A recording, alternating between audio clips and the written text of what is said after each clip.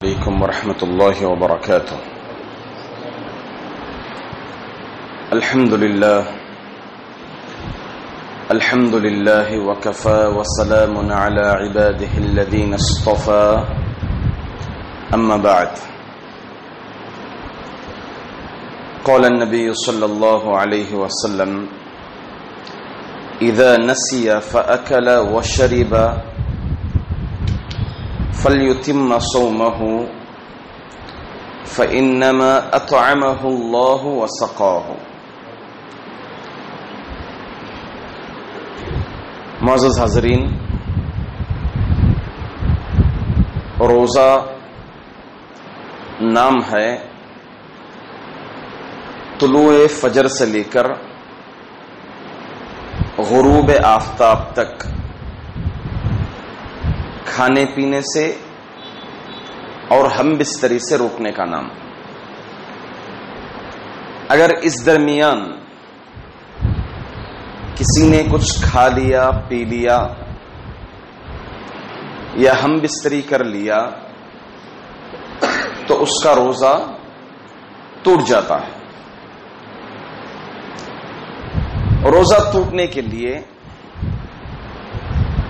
علماء اکرام نے 3 شرطیں بیان کی ہیں.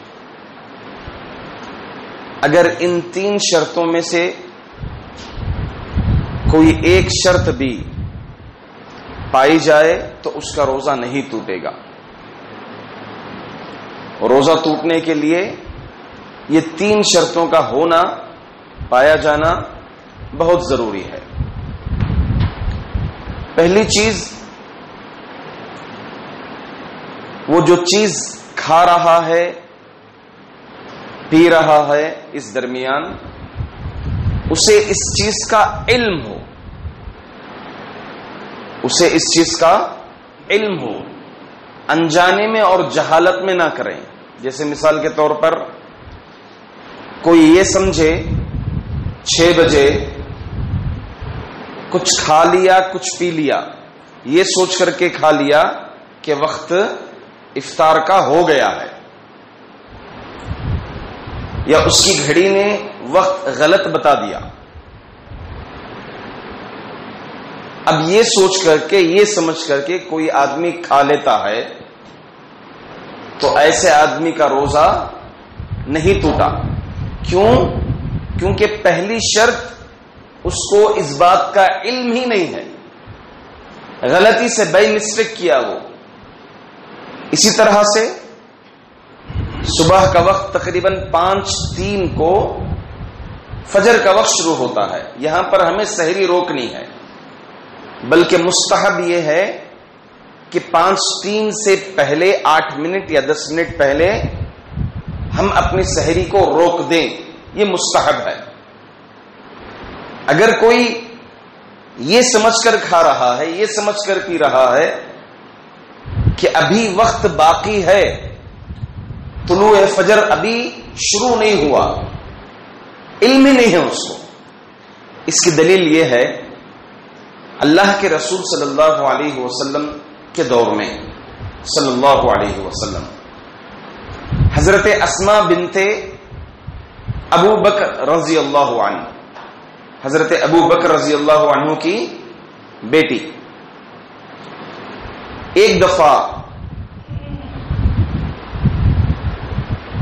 بادل جو ہے آلود تھا، چھایا ہوا تھا، سورج کی شعاعیں برابر نہیں پڑ رہی تھی.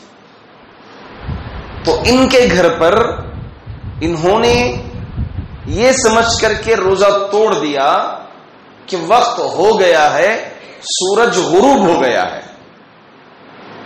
اس کے بعد پھر تھوڑی دیر کے بعد بادل صحیح معنی میں کھلا اور سورج کی شعاعیں، سورج کی روشنی پڑنا شروع ہوئی. جب اللہ کے رسول صلی اللہ علیہ وسلم کو یہ بات سنائی تو آپ صلی اللہ علیہ وسلم خاموش تھے.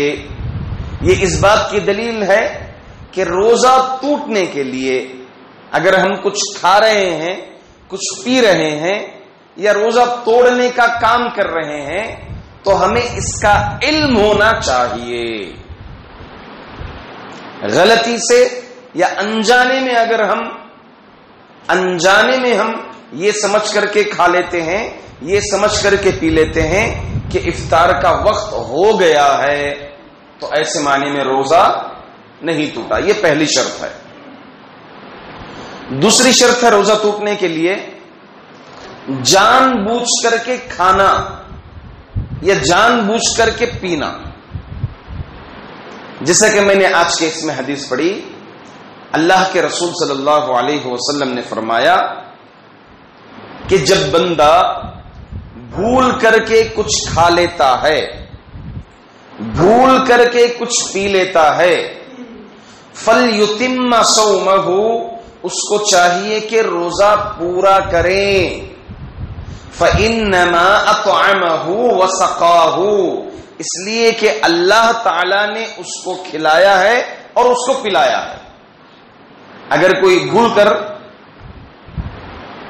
جان بوجھ کر کے نہیں بلکہ بھول کر کھا لیتا ہے، کوئی بھول کر پی لیتا ہے، ہاتھ میں بچے کو کھانا کھلا رہی تھی ماں، یا بچے کو پانی پلا رہی تھی، چھوٹے بچے کو، بھول کر وہ پی لی گلاس میں سے، اسی گلاس سے پانی پی لی، یا بھول کر کے ایک لقمہ کھا لی، بلکہ بھول کر کے کوئی پیٹ بھر کر کے بھی کھا لیا، تو اس کا روزہ نہیں ٹوٹا.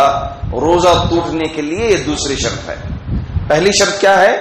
اسے اس بات کا علم ہونا چاہیے، اور دوسری شرط یہ ہے کہ یہ جان بوجھ کر کے کر رہا ہو، انجانے میں یا بھول کر نہیں کر رہا ہو. تیسری شرط ہے روزہ توڑنے کے لیے یہ خود مختار ہو، مطلب اس کے پورے ارادے سے ہو رہا ہے. مثال کے طور پر اگر کوئی زبردستی اس کو باندھ کر کے، کافر مثال کے طور پر معلوم ہوا کہ مسلمان روزہ ہے، اس کو دونوں ہاتھ پکڑ کر زبردستی اس کے منہ میں کوئی لقمہ ڈالتے ہیں، زبردستی اس کے منہ میں پانی ڈالتے ہیں، زبردستی حلق تک چلا گیا، پیٹ میں بھی چلا گیا، تو ایسی صورت میں بھی اس کا روزہ نہیں ٹوٹا. اللہ کے رسول صلی اللہ علیہ وسلم فرماتے ہیں رفع عن امتی الخطا وما استکرہوا علیہ، میری امت سے قلم اٹھا لیا گیا ہے اس آدمی پر جس پر زبردستی زیادتی کی جا رہی ہو، یا پھر جو ہے سویا ہوا ہے، نیند میں تھا، وہ مذاق سے دوست لوگ اس کے منہ میں کچھ کھانے پینے کی چیز ڈال دیے، اب وہ نیند میں جو ہے کھا لیا، چبا لیا، تو یہ بغیر ارادے کے ہو رہا ہے.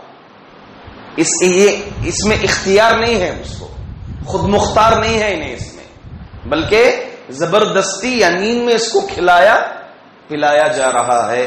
تو ایسی صورت میں بھی اس کا روزہ نہیں ٹوٹا. بس آج کے درس میں یہ 3 باتیں ضرور یاد کر کے جائیں. روزہ ٹوٹنے کے لیے 3 شرطیں ہیں. پہلی شرط اسے اس بات کا علم ہو.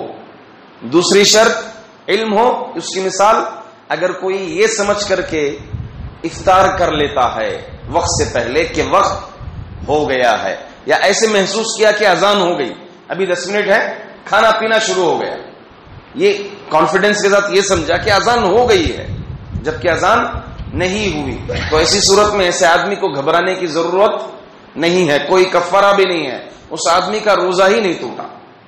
پہلی شرط، جیسا کہ اس کی دلیل میں نے حضرت اسماء بنت ابی بکر کے دیا.